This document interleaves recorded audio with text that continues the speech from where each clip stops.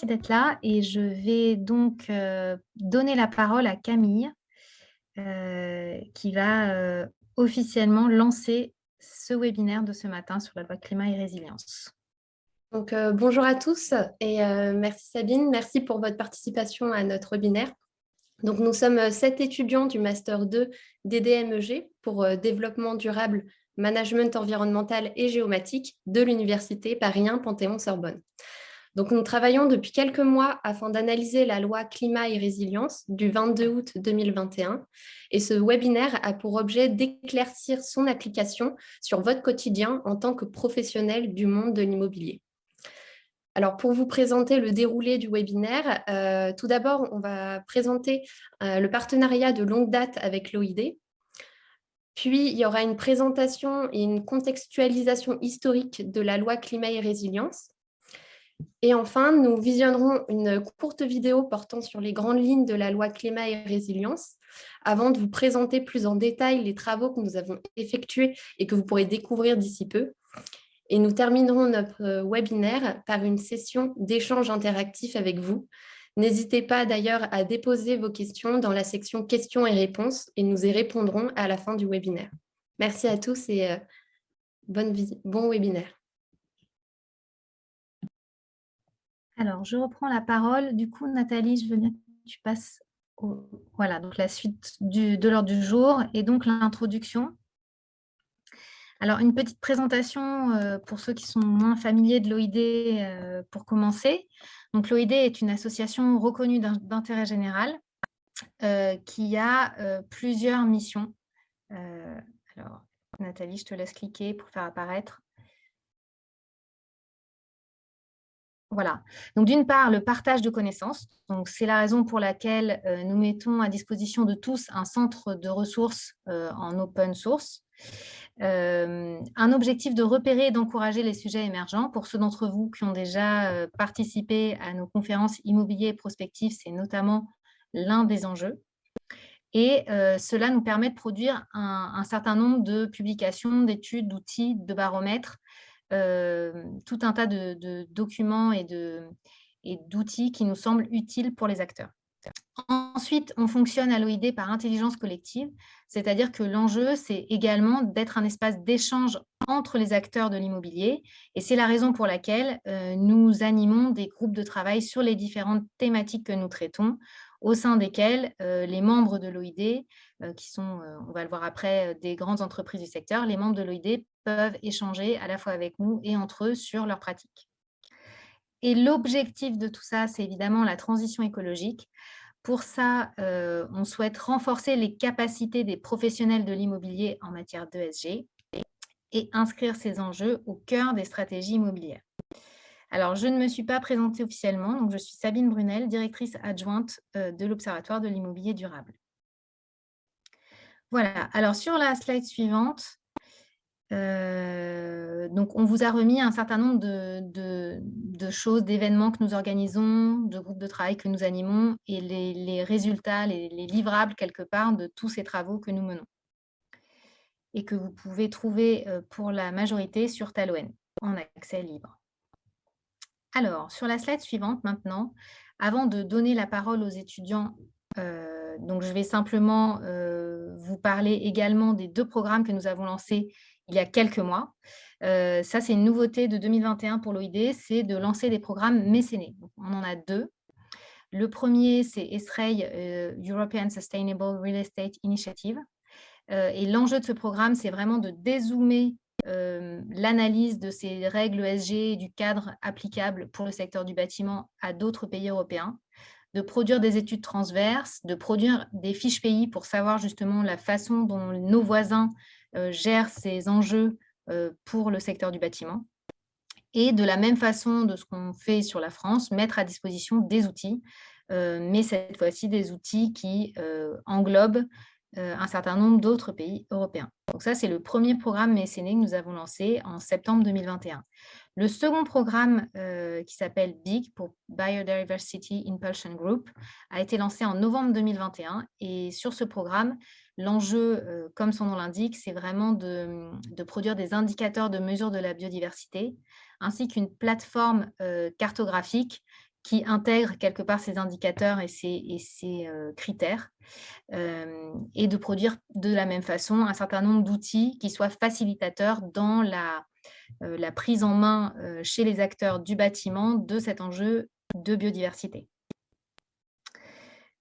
Alors, sur la slide suivante maintenant, donc voilà, ça c'est vraiment pour rappel, pour que vous voyez un petit peu les membres de l'OID. Donc aujourd'hui, nous sommes 86, si ma mémoire est bonne.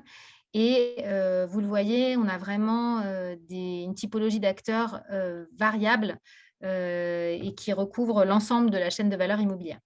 Donc, on a des sociétés de gestion, des foncières, des promoteurs, des bureaux d'études, des experts immobiliers. Voilà, on a vraiment des property managers, tout, tout un tas de profils complémentaires et qui nous permettent de saisir les enjeux grâce à leur aide d'une façon relativement systémique. Et sur la slide suivante, encore une fois pour rappel, des partenaires de l'OID, donc pour l'essentiel des institutions que vous connaissez certainement. Donc pour la majorité, ce sont des organisations qui sont françaises, mais vous le voyez, on a également des partenariats avec quelques institutions internationales. Et l'enjeu, notamment dans le cadre du programme ESRAI que je viens de vous préciser, de vous présenter, c'est également de renforcer ces partenariats à l'international. Alors, maintenant pour rentrer sur justement la collaboration et le partenariat qu'on mène maintenant depuis plusieurs années avec le master des DMEG, je voulais simplement revenir sur ce qui avait été fait les années précédentes, les thématiques qui avaient été traitées et les livrables qui avaient été produits par les équipes des étudiants. Alors, en 2020, les étudiants du master ont travaillé sur une thématique du low-tech. Quelle traduction à l'échelle de la ville et du bâtiment de bureau. Donc, l'enjeu, là, c'était vraiment de s'interroger sur l'intérêt d'une démarche low-tech. C'est vrai qu'on parle beaucoup de smart city, de smart building, et quelque part d'aller prendre le contre-pied pour regarder comment évaluer le juste besoin, comment engager la résilience quelque part des équipements et des bâtiments en engageant la réparabilité, la circularité des ressources, tous ces enjeux.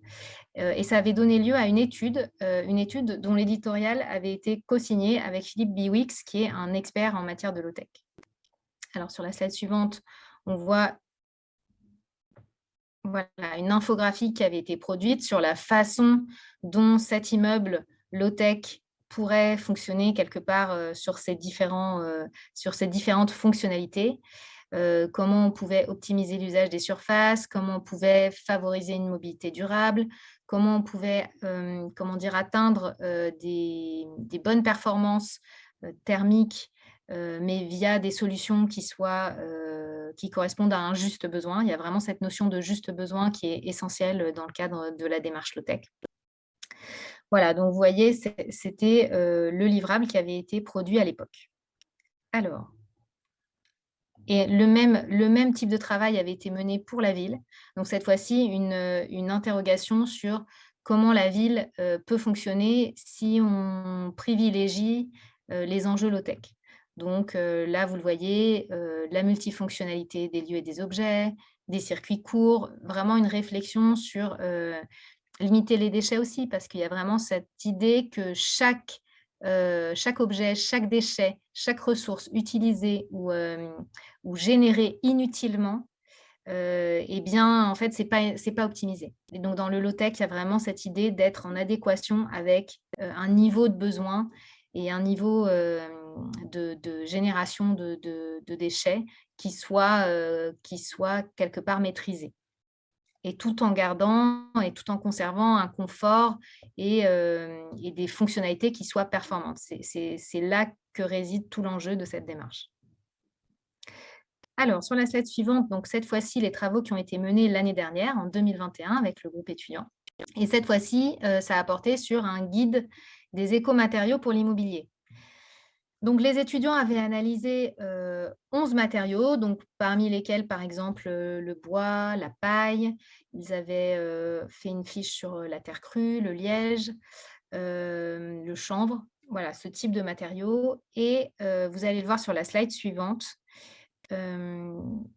Ils avaient produit, quelque chose de très synthétique qui permettait à la fois d'avoir des informations, de base sur, le matériau en tant que tel, heu, une indication aussi sur son coût. Est-ce que c'est facile à mettre en œuvre d'un point de vue financier ou est-ce que c'est un surcoût, significatif à aujourd'hui? Donc à 2021 évidemment. Il y avait aussi intégré à ces fiches, récapitulatives des retours d'expérience, donc pour chaque utilisation de matériaux qu'ils étaient allés, chercher, sur l'ensemble du territoire et ces fiches étaient, associées à une grille Excel complète qui venait, en fait, permettre aux acteurs de pouvoir, avoir d'une part quelque chose de fini, figé et à la fois une grille Excel qui puisse être aussi, modifiable et adaptable aux besoins, de chacun des acteurs. Voilà, alors sur la slide suivante, ce qu'on voit, c'est que aussi l'an dernier, ils avaient, complété tous ces travaux et enrichi tous ces travaux, via des interviews d'experts. Donc là, vous en voyez certains. Je vous ai fait une petite capture de notre chaîne YouTube et alors pour répondre à la volée à une question que je viens de voir passer sur le chat, oui, l'ensemble de ces travaux, est disponible sur Talon en libre accès et là, pour la partie vidéo, c'est des petits entretiens, relativement, courts. Tous ces entretiens sont également disponibles en libre accès sur notre chaîne YouTube. Voilà. Voilà et donc pour cette année, donc on est ravis, d'avoir reconduit cette organisation de travail avec les étudiants du master, avec cette fois-ci, un focus sur la loi climat et résilience et je passe donc la parole à Ronan. Merci Sabine. Bon, bonjour à tous. Alors, je suis Ronan Guermella, donc étudiant du master développement durable, management environnemental et géomatique à la Sorbonne. Donc, pour débuter le webinaire, on va attaquer quelque chose d'assez important, je pense, quand on parle de la loi climat et résilience. On va essayer de la recontextualiser un peu dans le temps long, parce que c'est une loi qui est le fruit d'un long travail de recherche et de travail législatif, à la fois à l'international et à l'échelle nationale.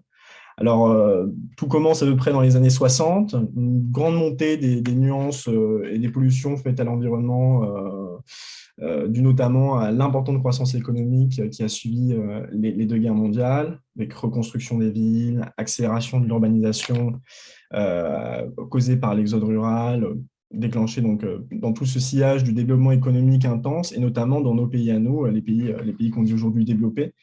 Mais à partir des années 60, on a quand même vu un certain nombre de grandes catastrophes écologiques qui ont commencé à être médiatisées. Et donc, cette médiatisation a permis de prendre une prise de conscience de la part du public, des populations et des gouvernants sur ces questions-là. Alors, on pourra en citer quelques-unes. Hein. On a la catastrophe de la baie de Minamata qui s'est durée de 32 à 66, important, un événement majeur. L'accident nucléaire de Tchernobyl en 86, ou encore la marée noire Erika sur les côtes bretonnes en 99. Alors, les processus de nature catastrophique sont des processus donc, de long terme, hein, entraînant d'importantes conséquences dangereuses pour la planète. On se souvenir quand même de phénomènes qu'aujourd'hui, qui font partie du passé, on a l'impression, mais qui sont des choses importantes. Le trou dans la couche d'ozone, le nuage brun d'Asie, hein, qui est un immense nuage de pollution, un grand smog sur quasiment partout sur l'Asie, de 3 km de haut, la plaque de déchets du Pacifique Nord, ou encore le système d'effondrement des abeilles à cause des néonicotinoïdes dans l'agriculture. Donc, ça, c'est un peu le background. Donc, on en arrive donc à l'élément important qui est finalement à l'origine, qui est l'origine de tout de cette loi, qui est donc l'organisation des conférences climatiques et des conférences des parties à partir de 92. Alors, l'objectif des COP, hein, l'objectif, c'était d'obtenir un suivi des mesures internationales pour le climat. Une conférence est ainsi organisée donc, chaque année afin de renforcer la prise de conscience par la société de l'état de l'environnement et d'effectuer un véritable suivi. Hein. Et c'est dans le cadre du 3e sommet de la Terre, qui s'est tenu en 92 à Rio, au Brésil, qui a été vraiment une étape cruciale dans les négociations climatiques internationales. Avec la signature donc, de la première convention cadre des Nations Unies sur le changement climatique, qui reconnaît officiellement l'existence du dérèglement climatique et de la responsabilité humaine dans ce phénomène. L'objectif annoncé était de stabiliser les concentrations atmosphériques de gaz à effet de serre à un niveau qui empêche toute perturbation humaine dangereuse pour le système climatique, éviter ces systèmes rétroactifs. Et donc, la Convention cadre entre en vigueur en 1994, le 21 mars 1994, et est ratifiée par quasiment tous les pays du monde, 195 pays appelés parties avec l'Union européenne. Et l'année suivante, vient la première COP, donc la COP 1, la conférence de Berlin de 95 sur le changement climatique. Donc, en ce qui nous concerne pour cette loi, on va parler évidemment de la COP 21, qui s'est tenue le 12 décembre 2015. Et donc, je vais citer un article, mais qui permet de comprendre l'objectif, parce qu'en fait, on le retrouve directement dans la loi par la suite. L'objectif étant de contenir l'élévation de la température moyenne de la planète, nettement en dessous des 2 degrés par rapport au niveau pré-industriel, et poursuivre l'action pour limiter l'élévation de la température à 1,5 degré. Voilà, c'est l'objectif annoncé. En France, on a déjà un cadre législatif qui s'est installé dès 1976 en réalité, la loi du 10 juillet 1976 sur la protection de la nature, qui a été la première loi véritablement généraliste sur la protection de l'environnement. Ensuite, la France a vraiment commencé à étoffer son dispositif législatif sur cette question-là, à travers notamment la loi de transition énergétique pour la croissance verte de 2015, il y a d'autres lois, mais on ne va pas toutes les citer, et aussi la loi AGEC du 10 février 2020, portant sur le gaspillage et l'économie circulaire, qui est une loi qui découle un peu du droit communautaire européen. Donc ça, c'est un recueil non exhaustif, mais on peut arriver donc à la loi qui nous concerne aujourd'hui, donc la loi climat et résilience du 22 août 2021. Donc, si on peut passer à la prochaine, ouais, merci beaucoup. Donc, le chemin législatif de cette loi, c'est clairement pas un parcours ordinaire, c'est une loi très spécifique, qui a un parcours qui est tout à fait unique dans les dispositifs légaux français, parce que toute la loi, les dispositions de la loi sont inspirées de la Convention citoyenne pour le climat. Alors, qu'est-ce que la Convention citoyenne pour le climat, pour aussi recontextualiser un peu ça? C'est une assemblée de citoyens français, de 150 citoyens français, tirés au sort, ce qui est quelque chose, un dispositif qu'on n'avait jamais vu en France auparavant, en tout cas à cette échelle-là. Le dispositif annoncé par le président Emmanuel Macron en avril 2019, issu, je ne sais pas si vous vous souvenez, du grand débat national qui avait suivi la crise qui était pendant sur la fin de la crise des Gilets jaunes. Et donc, cette proposition, en fait, les Gilets jaunes avaient proposé un collectif qui s'appelait le collectif Gilets citoyens, une sorte de collectif informel de Gilets jaunes qui regroupait à la fois des personnalités militantes, mais surtout, et c'est très important, des personnalités universitaires. Et donc, son objectif annoncé, clairement, était de définir une série de mesures pour la Convention citoyenne, permettant d'atteindre une baisse d'au moins 40% des émissions de gaz à effet de serre d'ici à 2030, par rapport à 90. Je rappelle, tout se base par rapport à 1990, parce que c'est la date du premier rapport d'édiction du premier rapport du GIEC, qui reconnaît donc la responsabilité humaine, et donc il va servir donc, de convention cadre pour les Nations Unies, et donc il va servir aussi pour nous, en France, comme base de travail. On va pouvoir, donc là, on voit un peu le déroulé de la loi, le début des travaux en octobre 2019, et donc la promulgation de la loi le 24 août 2021, avec un certain nombre de débats entre les deux. Un temps assez important pour réfléchir. C'est une loi qui est très large. Nous, on va essayer de se centrer sur le monde de l'immobilier, mais c'est quand même une loi qui est très, très, très large. Alors, on peut passer à la slide suivante. Alors, la Convention citoyenne, donc, finalement, formulé 149 propositions à Emmanuel Macron. Le gouvernement a pris la décision de mettre en place les mesures à travers 3 grandes institutions. Le Conseil de défense écologique, le plan de relance économique de la loi de finances de 2021, qui intègre un certain nombre de plans et qui met en œuvre pas mal de mesures, des propositions de la Convention citoyenne, et la loi qui nous concerne aujourd'hui, le projet de loi portant sur la lutte contre le réchauffement climatique. Alors, on va passer aussi à la slide suivante. Donc, pour conclure un peu sur le projet de loi, et donc là, je vais juste me mettre sur la forme, il s'agit d'un projet de loi, le texte final est composé de 305 articles, qui sont répartis en 8 titres distincts que vous voyez ici. Donc, 5 titres principaux qui sont consommés, produire et travailler, se déplacer, se loger et se nourrir. Le titre 1 qui est atteindre les objectifs de la COP21, on pourra en parler plus tard, et 2 autres titres qui est renforcer la protection judiciaire de l'environnement, hein, qui est un titre important, et un titre plus annexe sur l'évaluation climatique et environnementale. Voilà. Donc, dans l'idée, c'est à peu près le cadre de la loi, et je vais laisser la parole à ma collègue étudiante Juliette qui va vous présenter la vidéo. Merci beaucoup. Bonjour à tous, donc, moi c'est Juliette Henry, donc étudiante en DDMEG à Paris 1. Donc on va prendre maintenant 2 minutes pour mieux comprendre la loi climat et résilience. Donc cette vidéo est concentrée sur David Chouraki, qui est le directeur général du Crédit Agricole Immobilier, et qui nous explique les grandes lignes de la loi climat et résilience. Donc pour donner un petit contexte, cette vidéo a été tournée le lundi 13 septembre 2021 pendant le premier networking après le confinement. Et donc, David Chouraki, qui est le directeur général du Crédit Agricole Immobilier, a donné une conférence pédagogique sur cette fameuse loi. Donc, cette nouvelle loi est très importante puisqu'elle impacte énormément les professionnels de l'immobilier. Et donc, on va voir les grandes lignes à travers cette vidéo. Donc, je vous souhaite un bon visionnage et donc je vais prendre la main pour le partage d'écran.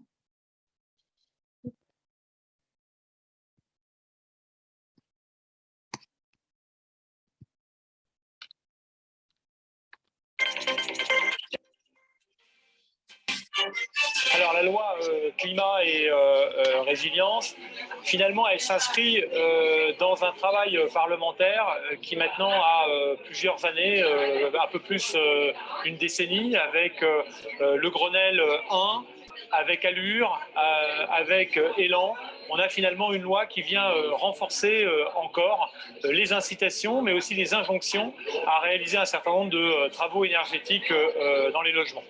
Alors, le cœur de la loi pour nous, évidemment, c'est le nouveau DPE. Et on voit qu'un certain nombre de logements se font déclasser en tenant compte des 2 critères qui désormais composent le DPE. Ce que j'ai voulu ce soir, finalement, c'est non pas me dire que tout était fini et que tout allait être très compliqué, mais plutôt être capable de comprendre ce que l'on pouvait faire. Alors, dans la loi et dans l'esprit de la loi, il y a au moins 3 choses qui sont très importantes. D'abord, il y a tout ce qu'il y a autour de la transparence. Et ça fait des années que l'État attend de nous que vis-à-vis du client, on donne de l'information, qu'on soit transparent sur la situation et donc que l'on devienne des vrais conseillers des clients sur comprendre les logements, comprendre ce qu'ils valent, comprendre comment on peut les améliorer. Deuxièmement, le sujet de la responsabilité. Aujourd'hui, on a une loi qui engage la responsabilité des propriétaires bailleurs, des gestionnaires, des syndicats. C'est très important, c'est un retournement. Pendant très longtemps, finalement, on pouvait ne rien faire. Les lois existaient, il n'y avait pas de sanctions. Aujourd'hui, les choses changent. Des délits nouveaux apparaissent, des délits avec des peines de prison, avec des sommes importantes, y compris ce qui est tout à fait nouveau pour le propriétaire lui-même, le propriétaire autonome, un propriétaire qui aujourd'hui oubliera de communiquer un DPE ou trompera un locataire sur un DPE, eh bien, pourra être pénalisé et on demandera des réparations. Donc c'est tout à fait nouveau, l'esprit de la loi est là et pour moi, il n'y aura pas de retour arrière. On est un petit peu sur une marée montante et on ne combat pas la marée montante. Mon message principal, c'est de dire que clairement, la profession doit s'organiser, elle doit être plus forte, elle doit aller chercher l'organisation, la spécialisation, la technicité pour être un vrai conseil vis-à-vis des clients et puis apporter dans le cadre de cette transformation législative les moyens à nos clients, aux propriétaires de transformer leur logement. Donc, merci pour votre attention. Donc, je vais quitter l'arrêt de partage. Hop. Nathalie, tu peux remettre le diapo. Voilà, super. Donc, j'espère que cette courte vidéo vous aura éclairé sur le contenu de la loi. Donc, je laisse maintenant la parole à Camille et à Alan qui vont vous présenter plus en détail les travaux de notre atelier. Alors,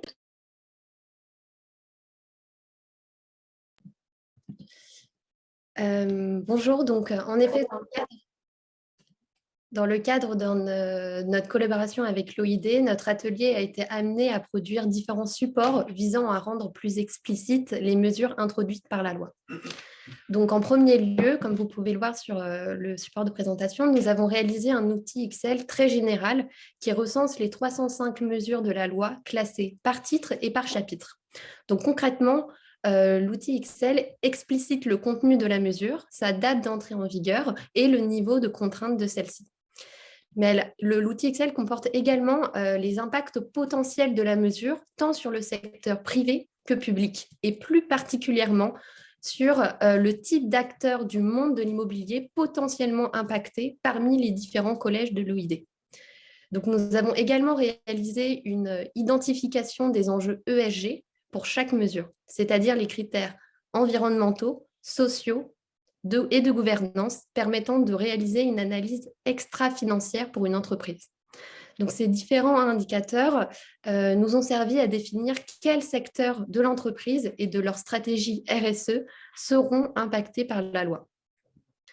Donc, cet outil Excel a pu être réalisé grâce à un sondage que nous avons mené auprès des membres de l'OID et grâce également à plusieurs entretiens que nous avons réalisés avec des professionnels de l'immobilier durable. Donc, grâce à ces brèves incursions dans le monde de l'immobilier, nous avons complété 2 autres indicateurs au sein de l'outil Excel. Donc, tout d'abord, l'impact financier de chaque mesure ainsi que son impact en matière de gestion humaine et administrative pour une entreprise. Donc, le point fort de cet outil est véritablement son exhaustivité des articles de la loi afin de vous donner une visualisation synthétique des informations simples à leur sujet. Ainsi, à partir de ce premier outil, qui a été amélioré au fur et à mesure de notre progression et également de notre compréhension de la loi, nous avons souhaité approfondir certaines mesures phares afin de proposer une vision plus poussée sur des sujets particulièrement marquants de cette loi. Super. Alors, merci Camille.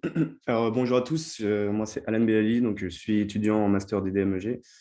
Et en complément du premier outil que Camille vient de vous présenter, je vais vous présenter un autre outil qu'on a réalisé, qui est donc un benchmark, une étude comparative avec les 10 mesures phares que nous avons sélectionnées. Donc, ces 10 mesures, elles ont potentiellement le plus grand impact sur le secteur de l'immobilier dans les années à venir. Alors, il nous a paru intéressant de rechercher ces 10 mesures et de savoir s'il y avait des équivalents déjà en vigueur dans d'autres pays européens pour faire un comparatif. Donc, toute la brochure du benchmark a également été produite en anglais et des fiches complémentaires sur les mesures, si vous voulez plus d'informations, sont disponibles en hyperlien sur le PDF. Alors, on va commencer tout de suite par vous présenter ces 10 mesures. Donc, premièrement, on a la mesure sur l'interdiction de la location des logements mal isolés. Ensuite, la mise en place d'un réseau de guichets d'information, de conseils et d'accompagnement dans le cadre du service public, de la performance énergétique et de l'habitat. Ensuite, l'amélioration de la performance énergétique du parc d'appareils de chauffage au bois. La lutte contre l'artificialisation des sols, avec l'objectif final de zéro artificialisation nette. L'obligation de traiter un maximum de déchets provenant de travaux de déconstruction ou de rénovation de bâtiments. L'usage des matériaux biosourcés ou bas carbone pour répondre à la commande publique. Ensuite, le schéma de distribution d'eau potable, tenant en compte l'évolution de la population et des ressources disponibles.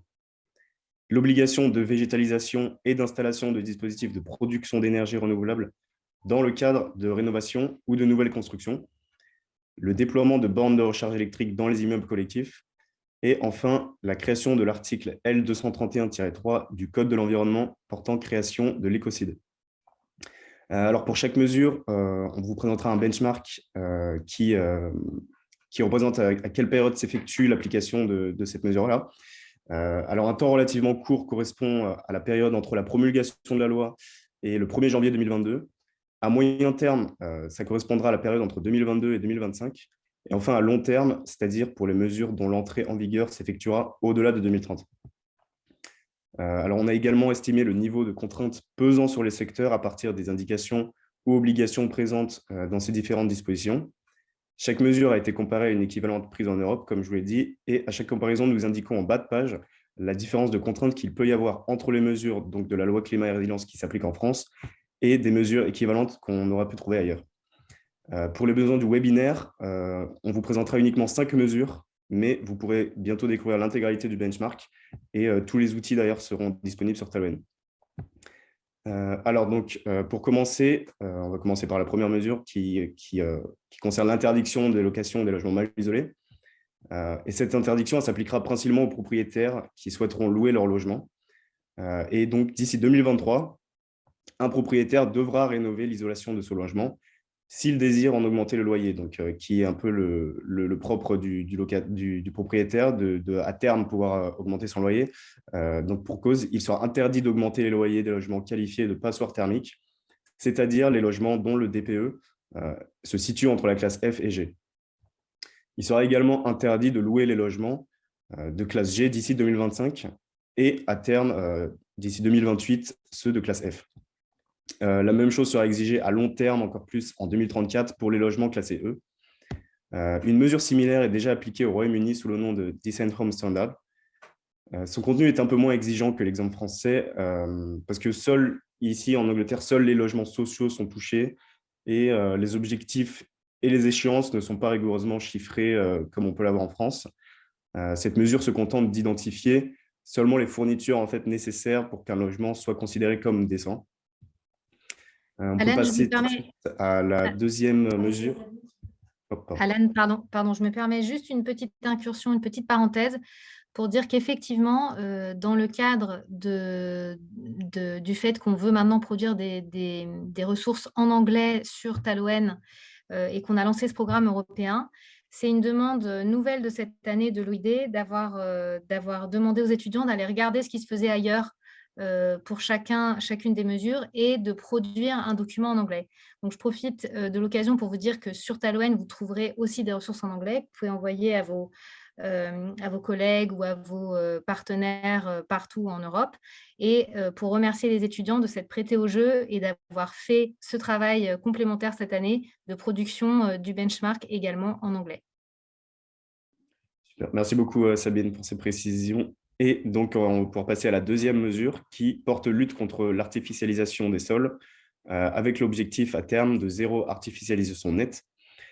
Donc, cette mesure est déjà en vigueur en fait, depuis le 25 août 2021. Et concrètement, il s'agit de protéger les sols naturels en interdisant notamment la construction de nouveaux centres commerciaux et en divisant par 2 l'artificialisation des sols dans les 10 prochaines années. Donc, ce côté-là de la loi est déjà en vigueur. Donc. Et les zones densément peuplées devront également respecter un quota de zones non construites. À terme, l'objectif est d'atteindre en 2050 une artificialisation nette de 0 et de renaturer certains espaces artificialisés et les laisser à l'abandon. Donc, un exemple de cas similaire est trouvable en Allemagne avec la loi fédérale relative à la protection de la biodiversité. Elle est encore une fois moins exigeante qu'en France et elle a seulement pour but d'encadrer les nouveaux projets d'artificialisation des sols, ainsi que de mettre en place des stratégies de compensation de perte de biodiversité, mais avec des spécificités selon les régions concernées, en fait, selon les Länder en Allemagne. Et pour les 2 prochaines mesures, je vais laisser la parole à Camille. Merci Alan. Donc, on voulait vous présenter comme prochaine mesure la nouvelle obligation de traiter un maximum de déchets provenant des travaux de déconstruction ou de rénovation. Donc, concrètement, de quoi s'agit-il? Le maître d'ouvrage est tenu de réaliser un diagnostic de tous les matériaux et déchets issus de ces travaux. Mais pas par lui-même. Le diagnostic doit être réalisé par un organisme indépendant pour des raisons évidentes d'impartialité. Il doit notamment indiquer de quelle manière les déchets vont être valorisés, réutilisés et quelles filières de recyclage sont les plus pertinentes. Donc cette obligation, il faut bien l'avoir en tête, elle est déjà entrée en vigueur depuis le lendemain de la promulgation de la loi, donc depuis le 25 août 2021. Mais cette mesure, elle trouve un écho en Suède, puisque la Fédération suédoise de la construction a publié depuis 2007, mais mis à jour depuis bien sûr, un véritable guide contraignant pour réaliser ce type de diagnostic. Ainsi, vous allez pouvoir vous aider de ce guide européen en attendant la publication d'un décret pour préciser cette nouvelle obligation française. Merci Camille. Je profite, je sais qu'Alan, il en a déjà parlé, mais là, visuellement, c'est bien de remettre un petit peu le curseur dessus. Donc, vous voyez, vous avez une section date d'application et c'est là que vous avez différentes horloges qui correspondent à l'échéance dans le temps de l'application. Donc, avec 2 horloges, vous m'arrêtez si je me trompe, mais on est sur une échéance de moyen terme. Alors qu'avec 3 horloges, on est sur une échéance de long terme, donc après 2030. Et quand il n'y a qu'une seule horloge, c'est qu'on est sur une échéance vraiment à très court terme. Et de la même façon, on a cette petite mention du niveau de contrainte qui est soit en obligation, soit en incitation, si je ne me trompe pas. Oui, c'est totalement ça, incitation, recommandation. Voilà, je voulais juste remettre, maintenant que vous avez les visuels, que vous voyez la façon dont les étudiants ont travaillé à rendre intelligibles les différents contours de ces... Merci Sabine pour ces précisions.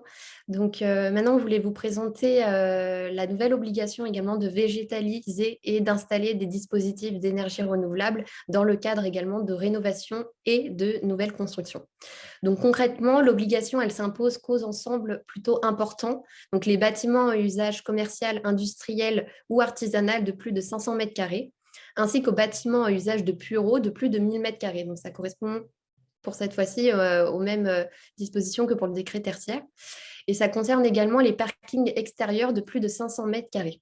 Donc cela doit représenter au moins 50% de la surface. Alors pourquoi une telle mesure ? Une nouvelle obligation, on peut le justifier par la volonté de reconnecter l'humain avec la nature et d'améliorer finalement le cadre de vie, notamment en ce qui concerne les espaces de bureau. Donc, cette mesure entrera en vigueur qu'à partir du 1er juillet 2023, afin de laisser les professionnels du milieu s'organiser pour la mettre en œuvre. Donc, à ce titre, la Suisse, dans la municipalité de Bâle, impose déjà, depuis 2006, que tout nouveau bâtiment à toit plat soit végétalisé. Et il en est de même au Canada, dans la ville de Toronto, qui a inscrit dans son code municipal l'obligation de végétaliser depuis 2010 pour tous les bâtiments de plus de 2000 m². Donc, je vais laisser la parole maintenant à Alan qui va vous présenter la dernière mesure phare qu'on a jugé important de vous présenter. Merci.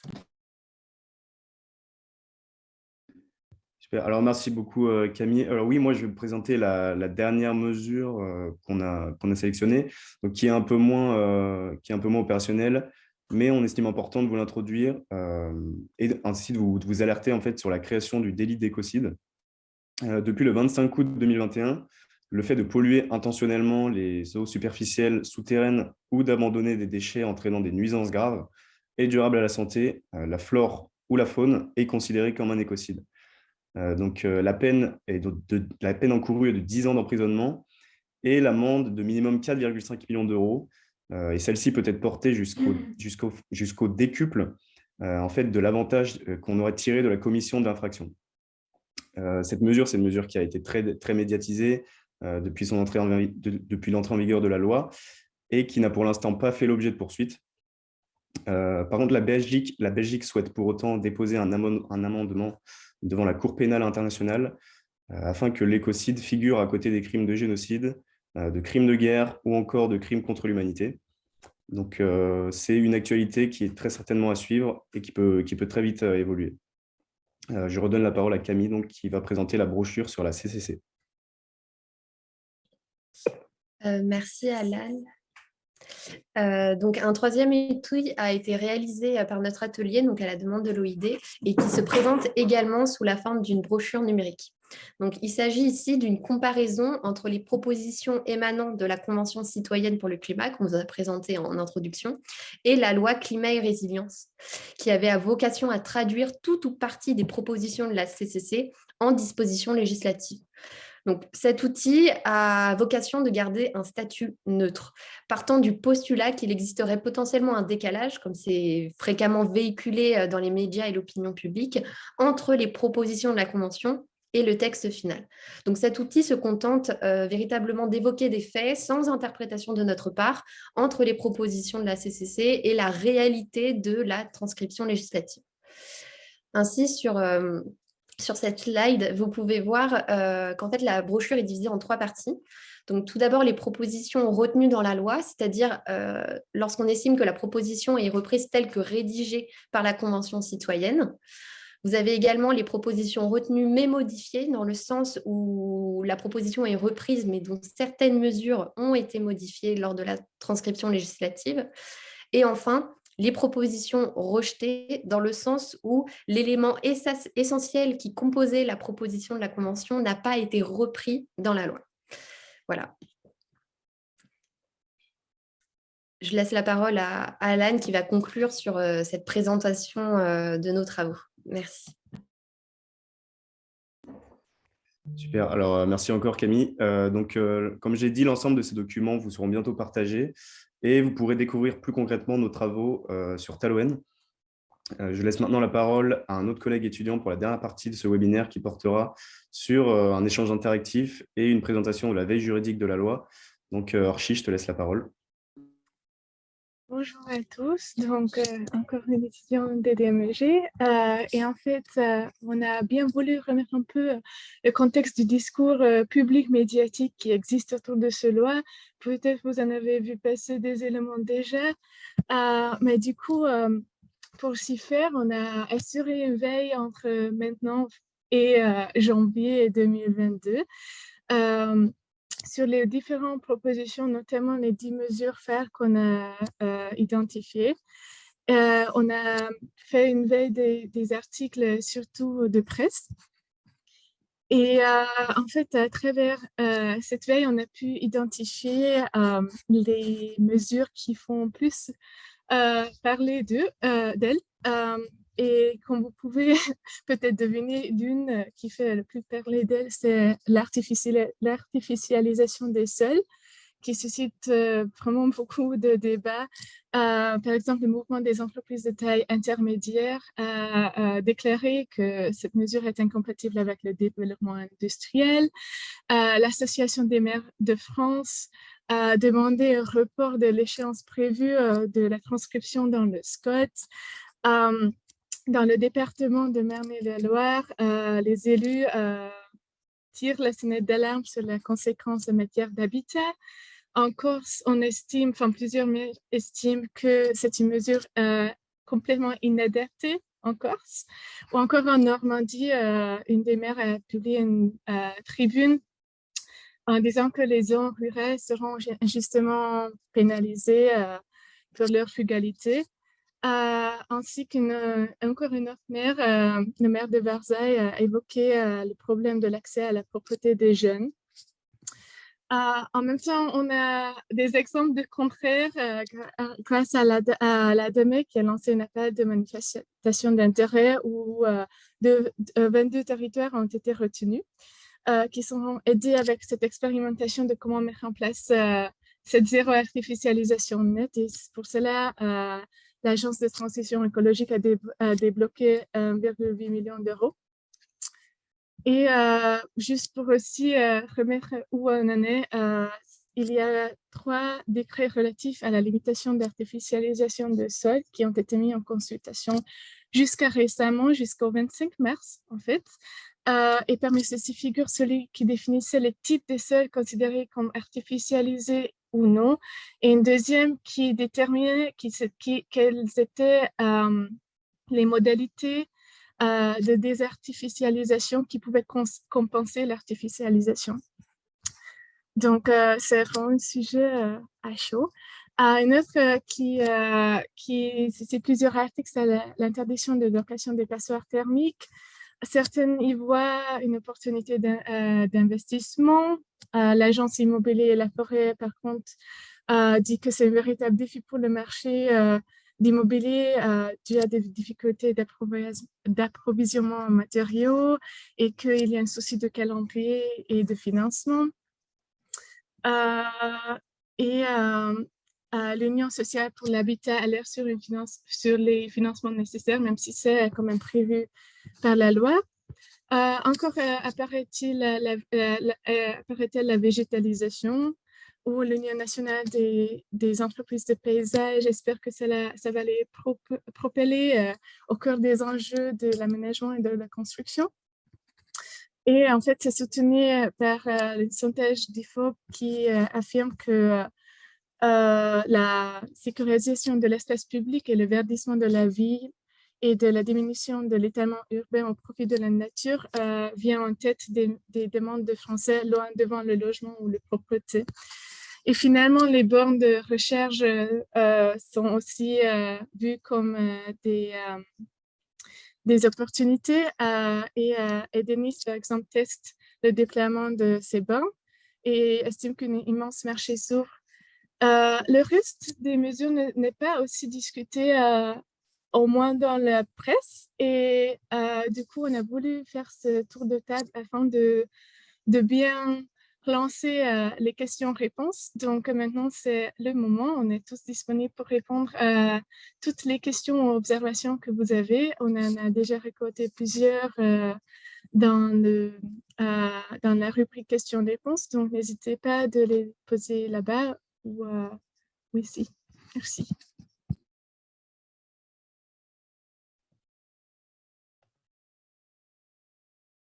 Alors, merci à tous. Donc, effectivement, sur la slide suivante, je pense que c'est le question-réponse qui démarre officiellement. Ah non, mais ce n'est pas grave. C'est un moment parfait pour justement prendre quelques questions. Donc, il y en a qui ont été traitées dans le chat. Cela dit, je pense que ça vaut le coup de les redire parce que s'il y a des personnes qui ne peuvent pas avoir accès parfois aux écrans, ça vaut le coup d'en parler là. Et il y en a une troisième qui est encore en attente. Peut-être démarrer par celle-là. Pouvez-vous détailler le ZAN, s'il vous plaît? Alors, attendez, je vais prendre la parole alors. Alors, l'objectif de zéro artificialisation nette, dans l'idée de la loi, c'est de diviser par 2 tous les 10 ans le taux d'artificialisation en France et d'arriver en 2050 à la neutralité. Alors, en ce qui concerne cette mesure-là, sur toute la loi climat et résilience, c'est sûrement la mesure la plus structurelle, c'est certain, et c'est sûrement celle qui aura à terme, parce qu'on peut parler du DPE aussi, c'est sûrement celle qui aura à terme le plus gros impact sur l'ensemble du business model, parce que pour tous ceux qui font du neuf, ça va être assez compliqué au bout d'un moment de trouver des terrains constructibles. Des terrains qui valaient rien hier, notamment, il y a une grande partie, on ne les a pas situés, on n'en a pas parlé actuellement tout de suite, mais sur la question des friches industrielles ou des friches en règle générale, ces terrains-là vont prendre de la valeur. Vraiment, ça va être une sorte de marché de l'occasion amélioré parce qu'au final, il va y avoir des grosses contraintes, notamment dans les plans d'urbanisme, sur la question il y a aussi des mesures dans la loi sur la question, qui vont entrer dans la mesure, sur la question de la densité de population dans certaines zones. Donc, alors je pars un peu dans tous les sens, mais c'est vrai que c'est une mesure qui est vraiment la mesure la plus centrale, qui est très détaillée dans la loi, qui n'a pas d'impact tout de suite dans sa conception. En fait, c'est une vision assez de long terme. Pour l'instant, ça n'a pas beaucoup d'impact, même si c'est d'ici à 10 ans, on va essayer de réduire par 2 quand même. Voilà. Donc, c'est quand même une mesure qui est, je pense, c'est la mesure majeure de la loi et celle qui est la plus structurelle. Donc, je ne sais pas si j'ai répondu bien sur la question de la ZAN, mais c'est l'idée un petit peu de cet article-là, en tout cas. Alors, il y a une sous-question à cette question qui est qu'entend-on par net dans ZAN? Ah oui, bien sûr. Alors là, très bonne question. Ah oui, alors là, c'est une bonne question. Alors, qu'entend-on par net? Alors, dans l'idée, je pense, de l'esprit de la loi, c'est-à-dire qu'on va essayer de gérer avec donc, ce qu'on a actuellement. Donc, en fait, on va essayer de renaturaliser certaines zones En réalité, dans l'application, c'est vrai que pour l'instant, c'est assez flou. Est-ce que si vous voulez construire un building à un endroit, vous devez racheter une autre zone, la renaturaliser assez rapidement et pouvoir construire votre bâtiment?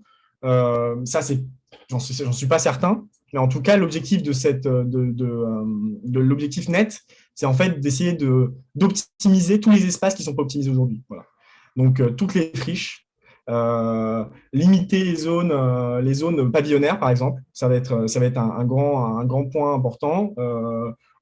Faire en sorte d'avoir plus de bâtiments, d'augmenter les densités. C'est ça l'objectif. L'objectif du net. Pour préciser le net, ouais. C'est aussi que, effectivement, comme tu viens de le mentionner, une fois qu'on a un terrain qu'on va artificialiser, on peut quelque part mettre dans la balance d'autres surfaces qu'on va renaturaliser. Et en fait, le net s'entend comme un espèce une équation où il y a une compensation qui se fait entre ce qu'on a artificialisé et ce qu'on renaturalise de l'autre côté. Donc, c'est comme ça, c'est un petit peu comme pour le carbone, ce net. Quand on parle de neutralité carbone, c'est neutralité carbone en net. Voilà. Mais par contre, ce sera quelque chose qui sera géré par les agences de l'État. Donc, c'est vrai que c'est vraiment, ça va rentrer dans les plans d'urbanisme, en fait, tout simplement. Quelque chose qui va se faire assez naturellement, je pense, au début, parce qu'il y a encore des espaces qui ne sont pas optimisés, mais au bout d'un moment, ça peut poser de nouvelles problématiques, c'est certain. Voilà, alors avant de repasser aux questions de fond, il y a une petite question logistique à laquelle je vais répondre. Donc, l'ensemble des documents qui ont été évoqués et présentés ce matin seront sur Talouane d'ici 48 heures. Donc, on vise peut-être avant, hein, mais en tout cas, jeudi, vous aurez l'ensemble de ces documents sur Talouane. Voilà, alors après, je rebalaye pour voir. Donc, il y a eu des questions sur les déchets, notamment les liens finalement entre la loi AGEC et la loi climat et résilience. Alors, évidemment, il y a certains dispositifs de la loi AGEC qui venaient aussi se entrer en vigueur là en 2022, puis pour un certain volet en 2023, et qui précédaient la loi climat et résilience. Maintenant, parfois, il y a des croisements, c'est-à-dire qu'il y a des renforcements de contraintes et d'obligations de dispositifs qui sont déjà lancés par d'autres textes législatifs. On peut le dire comme ça. Alors, est-ce que l'outil Excel reprend les 305 articles de la loi? Est-ce qu'il les prend les 305 ou simplement ceux qui s'appliquent à l'immobilier? Si vous pouvez préciser ça. Est-ce qu'il est en open source? Alors oui, là, je peux déjà répondre d'ores et déjà. Il sera, c'est-à-dire d'ici jeudi, il sera en open source. Et oui, en fait, l'outil Excel reprend l'entièreté c'est vraiment une vision globale de la loi. Voilà. Si vous voulez vraiment un point de vue plus immobilier et vraiment sur la partie donc se loger, le titre se loger, vous pouvez voir dans le document comparatif avec la CCC, qui est très intéressant dans le domaine. Ok, alors je rebondis sur la question que je vois suivante sur le marché de revente de la naturalisation des espaces ou un label bas carbone qui pourrait être sollicité. Alors ça, c'est difficile à dire. Ce serait possible, c'est vrai, surtout à l'approche des échéances, quand ça deviendra de plus en plus difficile de trouver des terrains.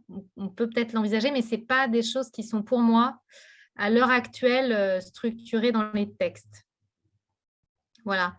Peut-être juste une question à Orchi ou à quelqu'un d'autre, mais sur l'endroit où on peut avoir accès à cette veille que tu nous as présentée ce matin. Est-ce qu'il y a un endroit où elle sera centralisée, puisque vous avez fait ce travail de compilation, qui est aussi intéressant de savoir comment cette loi elle est reçue à la fois par les collectivités, à la fois par les médias, qu'est-ce qui est mis en avant, qu'est-ce qui fait peur aussi. Donc, c'est un travail qui a été intéressant de mener. Alors, juste avant que tu parles, je vais juste prendre la parole, excuse-moi.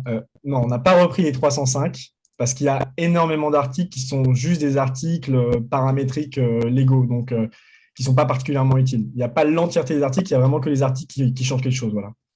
En revanche, on est d'accord qu'on a traité les titres, on a traité tous les articles qui généraient quelque chose, une évolution, sur l'entièreté des titres présentés sur cette loi. Alors, je rebascule. Voilà pour la veille. Orchi, à toi la parole. Merci. En fait, c'était prévu au départ comme une newsletter, Mais oui, effectivement, donc on a prévu ça pour chaque semaine. On peut les mettre en résumé et en faire un document en intégrant du coup aussi la réponse à vos questions lors de cette webinaire. Voilà, alors dans ce cas, je pense que ce qu'on peut poser comme principe, c'est que tous les documents sur lesquels vous avez déjà travaillé, les livrables qu'on a présentés et qui étaient cadrés, seront disponibles dans 48 heures. Et peut-être il y aura une mise à jour. On va essayer de faire une mise à jour où on vous mettra la veille et quelques réponses qu'on vous a données ce matin. Comme ça viendra compléter et enrichir la totalité des ressources qui seront mises à disposition.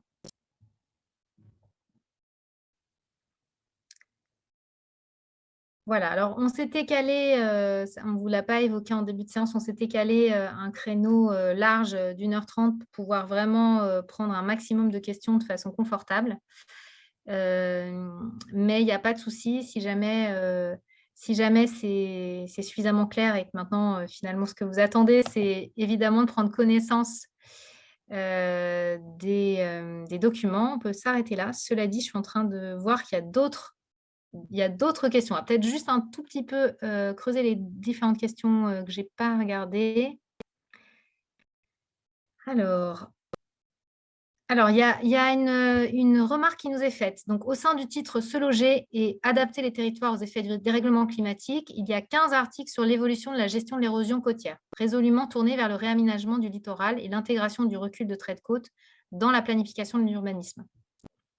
Donc oui, effectivement, ça c'est vraiment un enjeu essentiel dans la mesure où cette hausse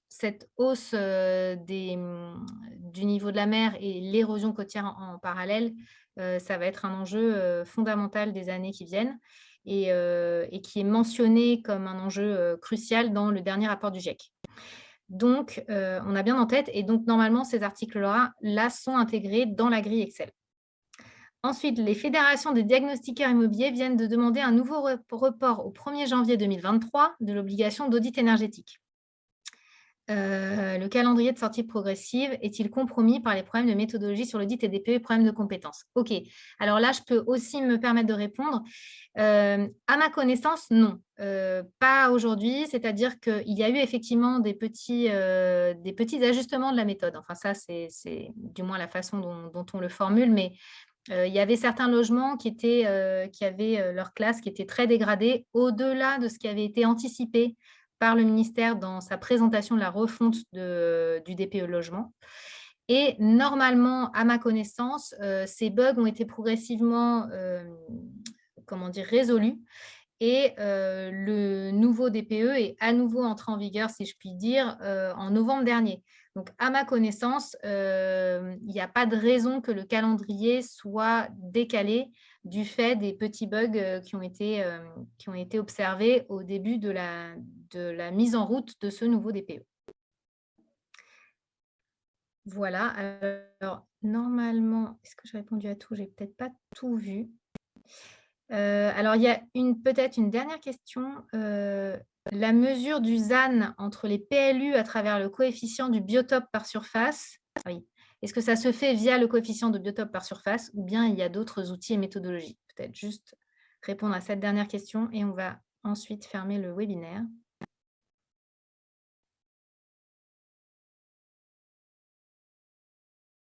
Alan ou Renan, je ne sais pas si vous avez... C'est quoi la question? Je ne l'ai pas sous les yeux là.